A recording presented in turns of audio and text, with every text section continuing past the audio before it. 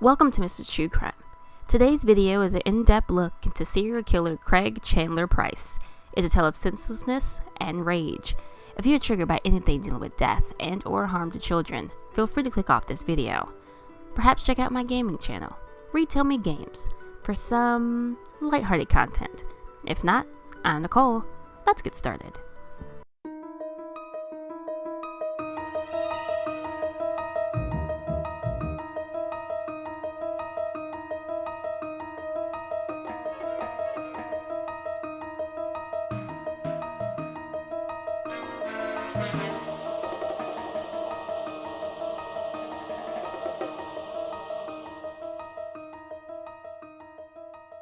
Rebecca Becky Spencer was a 27-year-old divorcee with two children living at 60 Inez Avenue, Warwick, Rhode Island in 1987.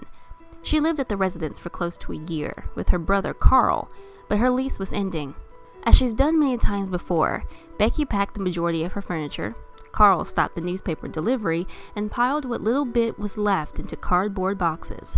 She was set to move by July 31st. She'd moved only twice before in her life, when her mother remarried and when she divorced her husband Stephen. Still, there was something like a rhythm one gets into. On July 27th, Becky's rhythm involved running errands. Her children, Stephen Jr., 8, and Danielle, 4, were with their father for the day as Becky and a friend continued to pack the house. That afternoon, they withdrew $80 from Fleet Bank to pay for storage. Hours later, Becky cooks a chicken dinner for her friend, and brother Carl. Carl soon heads to work for an all-night security guard shift, and around 9 p.m., the boyfriend of Becky's friend makes an appearance and helps the women pack up a few more things. They take a break around 9:30 for ice cream, but instead drive around for 2 hours, getting cigarettes, ice cream, hot dogs, fries, and a quick stop at the boyfriend's to see his dog. Exhausted from her adventures, Becky gets home and changes into a lilac nightgown and settles under a blanket on the living room floor, the TV blaring VH1 music videos. Her visitors left her around midnight. If only they stayed. Carl Batty returned home from work to find his sister lying in a pool of blood. "I don't remember what happened," he said in an interview some time later. "I know I'll call 911, and I know I tried to revive her." Becky Spencer had been brutally stabbed 58 times. The knife had punctured her heart, lungs, liver, face, and head. It was frustrating because you didn't know what happened. You didn't know what was going on. "We were getting very little from the police departments at the time," he said. "We thought it would end up an unsolved mystery." And for 2 years, the violent murder of Becky Spencer remained unsolved. Then it happened again. Little is known about the marriage of Sergeant John J. Heaton and Joan Heaton, but it can be assumed as a happy one. Together they had 2 daughters, Jennifer and Melissa Heaton. But no matter how much someone smiles and laughs, there could be a demon they're fighting. And for John, it became too much to bear, and on June 29th, 1983, he took his own life. 2 years later, Joan and her daughters moved into the Buttonwood section of Warwick, and for 4 years the family lived peacefully. But on September 3rd, 1989, their peace would unfortunately end. On September 4th, Joan's mother Marie and sister Mary Lou did a welfare check after not seeing or hearing from the trio Labor Day weekend. Strangely, no one answered the door, so the two found their way inside.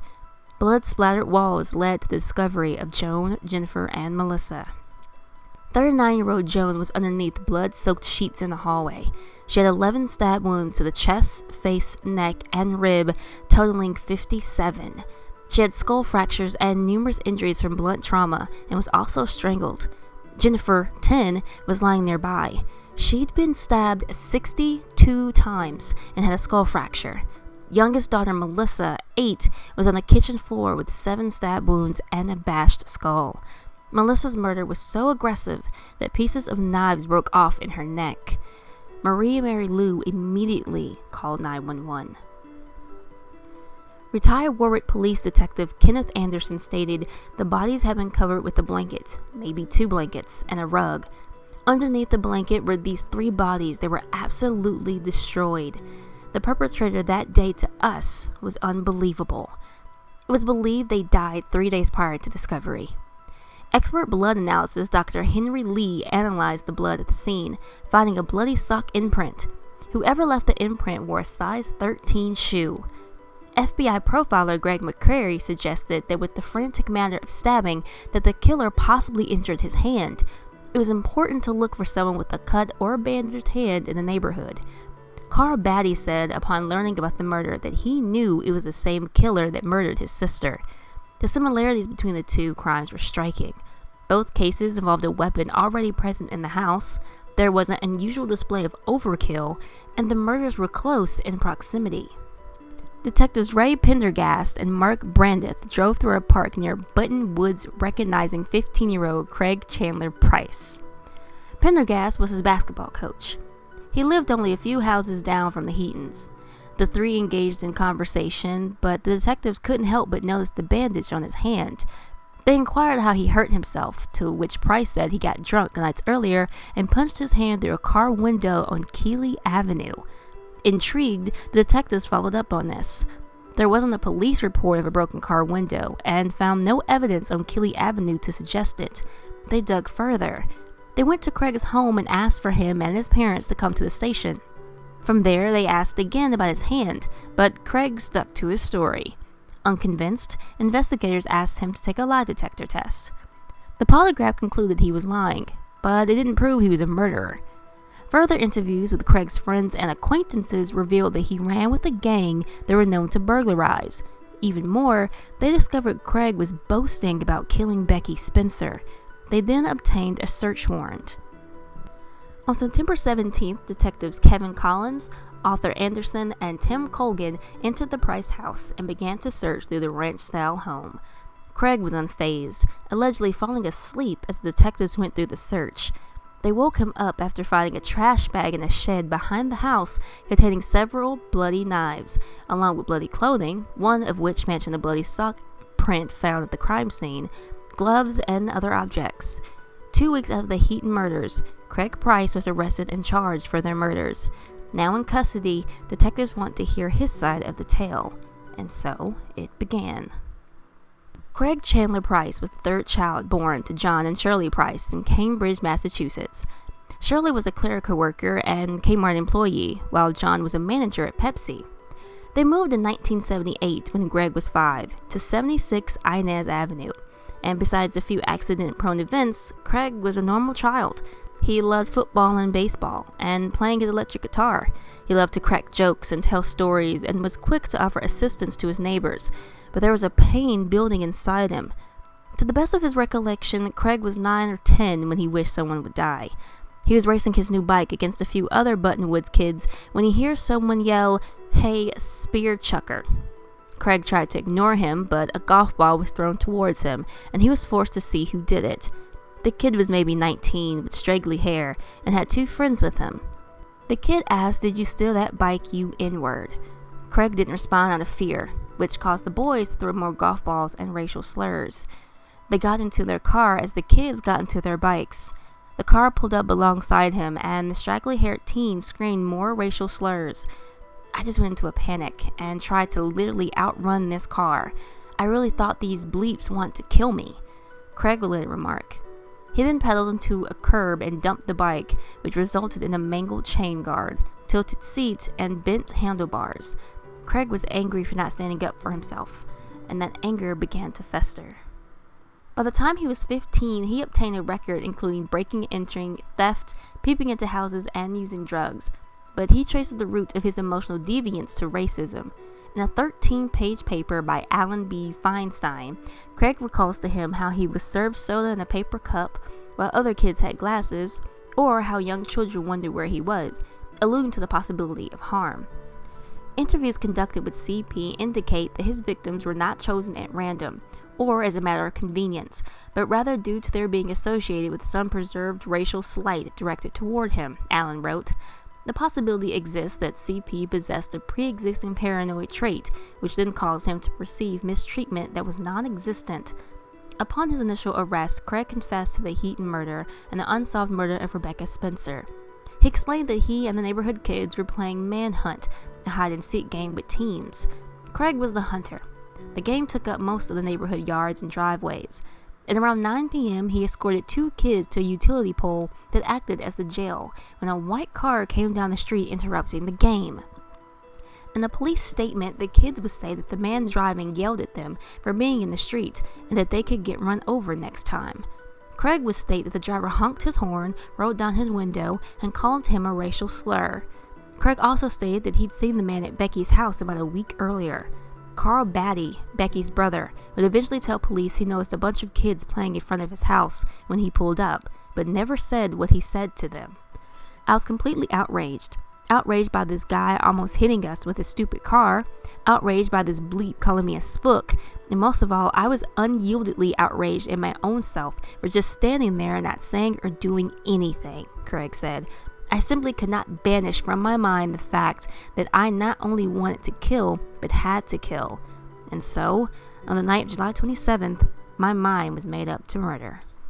John Price had already left for the night shift. Craig's older sister Kimberly was staying with friends, and his mother and brother were asleep. He carried a black magic aluminum baseball bat as he crept outside and ducked in the shadows towards the house 2 doors down. With every fiber of my being, I wanted nothing more than to kill, Craig said. But the ones he wanted to kill weren't around. The white car was gone. He went home and angrily got high, deciding that if he couldn't kill anyone, he'd just vandalize the house instead. He left the bat behind and went back through the shadows towards the Spencers' home. Peering inside, all he could see was a light from a TV and cardboard boxes. Closing in on the dining room window, he could barely make out the head of someone under a blanket on the carpet. While he glared inside, the cat startled him. He stomped his foot and the cat scattered through the open door at the back of the house. Following the cat, Craig entered the kitchen. Upon seeing Becky sleeping, different ideas went through his mind. He thought about robbing the house, then burning it, but didn't have any matches. Then he considered rigging the wiring to start a fire and throw a cinder block through the window. He picked up a frying pan, deciding on a weapon, but it wasn't good enough. He found a 10-inch carving knife and walked into the next room and stood over Becky. Silence blended back into my mind. I listened, transfixed by the silence, and let the parade of memories march away into the darkness. I can remember being drawn to the throbbing blue light the television was giving off.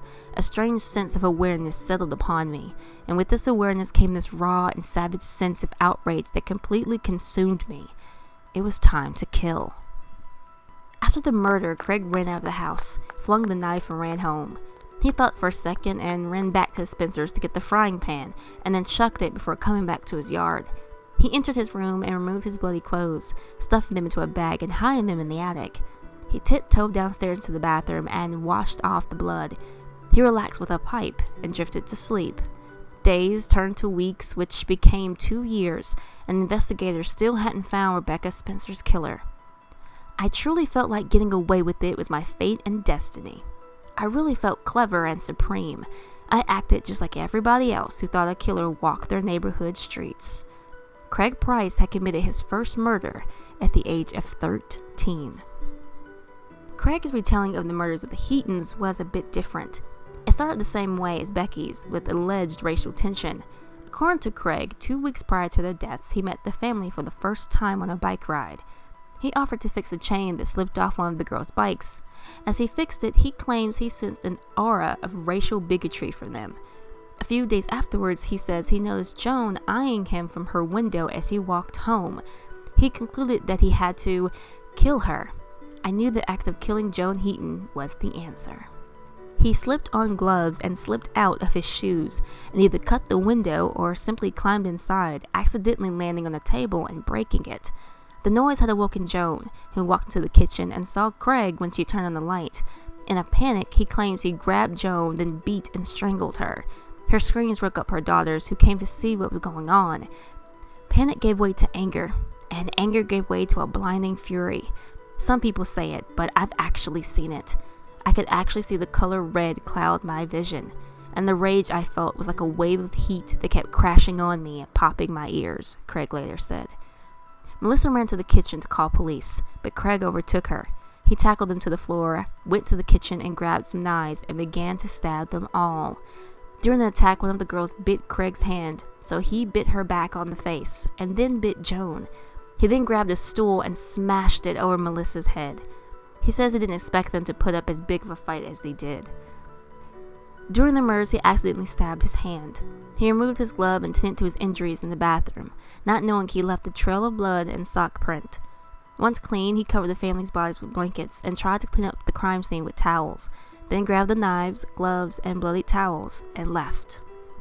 Craig Chandler Price was charged with 6 counts, 4 of juvenile delinquency by reason of first-degree murder, and 2 of delinquency by reason of burglary. And though he looked good for getting life, there was a problem. Rhode Island law in 1989 didn't allow the state to hold minors past their 21st birthday, no matter what crime, and Craig was just shy of 16. He would be released from the Youth Correctional Center in 6 years tops, and his records would be sealed. "When I get out, I'm going to smoke a bomber," Price yelled to the crowd as he was led, handcuffed, from the courthouse. On September 21st, 1989, Craig pled guilty to the charges for murder and burglary. In addition to serving time at the correctional center, he would also undergo intense psychological examination and therapy. Or at least he would have if he hadn't continuously refused the treatment and dismissed discussing the case by pleading the fifth. Inside the center, he completed his high school equivalency test and began taking satellite college courses. By 1993, he was a star juvenile and got special treatment by counseling other youths, performing light security duties, and was allowed to make a rap video including threatening lyrics. This angered the victims' families, and the special treatment ended. On the outside, there was a small army doing everything in their power to keep Craig in jail. There was something fundamentally wrong with a system that allowed someone who killed 4 people to simply go free at 21. Then Assistant Attorney General Jeffrey Pine said. In 1990, Pine and Detective Kevin Collins instigated the passing of the O'Neill Bill, which harshened sentences on teenage murderers. But this wasn't enough. When Pine was elected Attorney General in 1992, he pushed for what is known as the Craig Price Bill, which allowed judges to consider criminal records in deciding whether someone should be committed to a psychiatric hospital. It passed in 1994. Wesley Prophet, a Massachusetts psychiatrist who examined Price on behalf of the state, wrote in 1990 that Price was a serial killer who was in a psychotic rage at the time of the murders. "He is in dire need of extensive treatment," Prophet continued, "and even then may not be in a position to be safely placed in the community." The year prior, in 1993, Pines, Collins, Jones' mother Marie, and sister Mary Lou created Citizens Opposed to the Release of Craig Price, or CORP. The organization's main focus was raising public awareness to Craig's crimes and passing legislation that would prevent his release. Even with new legislation, Craig still refused a court order to undergo further psychological testing. This allowed Pine to file contempt of court charges and later extortion when Craig threatened a corrections officer's life. Craig's new lawyer, Robert Mann, accused the Attorney General's office of twisting the laws to specifically target his client. Maybe that was true, but just a few days before Craig's 21st birthday, he was sentenced to 15 years. That wasn't enough, and the charges kept coming. Between fights in prison and somehow violating his probation while still in prison, the state of Rhode Island has found creative ways to keep Craig Price in prison. Craig has tried to appeal his convictions, writing to journalist Mark Alsonot, "I am being provoked beyond all endurable standards. These people are fascinated with raw violence, and I'm absolutely sure these drama freaks are trying their hardest to coerce me into an unrestrained demonstration of brutality." As Craig puts it, the state wants him to harm others to the point where he gets life. For some time, Craig Price did have hope of getting out of prison, but over the decades that hope has diminished, and the belief that the state wanted him to one day get life in prison seemed to become a reality. In July 2009, armed with a shank, Craig injured one of the correctional officers. Around 7:25 a.m., Craig got into a fight with another inmate. 2 guards broke it up, suffering injuries. Craig was transferred in 2004 from a Rhode Island prison to a Florida one, and has since been booked twice for fighting. In 2007, he allegedly attacked an inmate with a weapon created from a razor blade and paper clip. He was once again transferred, but his location remains unknown. Despite these charges, Craig has managed to shave off 1,519 days, or 4 years, from his sentence due to good time. Even more shocking, we discovered Price was never docked any of that good time when he stabbed a Florida correctional officer in the hand with a homemade weapon during a scuffle with another inmate in 2009. What do you say to them? When Target 12 first brought our findings to Rhode Island prison officials, we were told Florida never asked to have Price's good time impacted. If we are going to send an inmate to another state because that inmate is problematic, then we rely on that state's professional judgment. But records show otherwise. This court document obtained by Target 12 clearly spells out Florida recommended Price lose a year's worth of good time as punishment. In the wake of Target 12's report, the Department of Corrections launched a review of Price's sentence. In a statement, a prison spokesperson now says they reviewed the good behavior statute and Price had a total of 40 days added back onto his sentence term.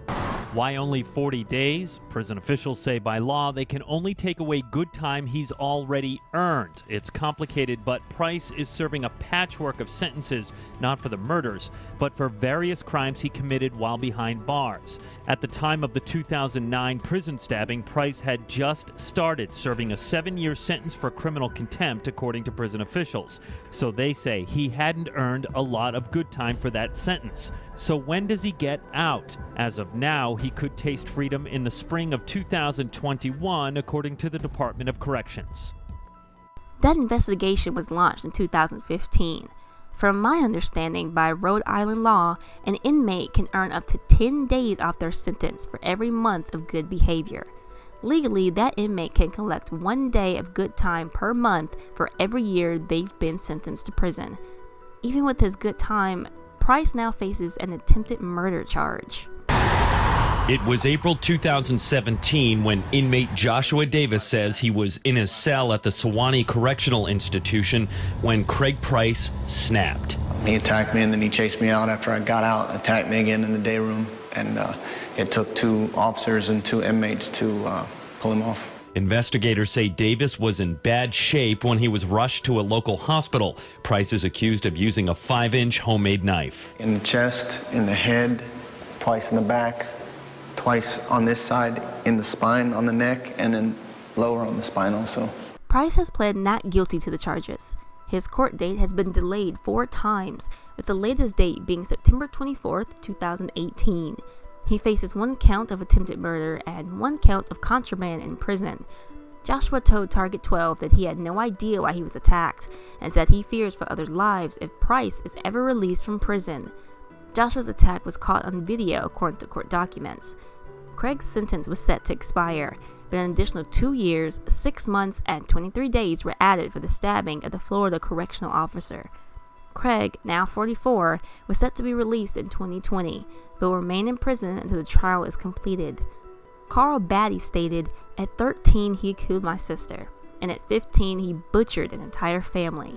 I don't believe any time in prison is going to stop him from doing it again once he's released."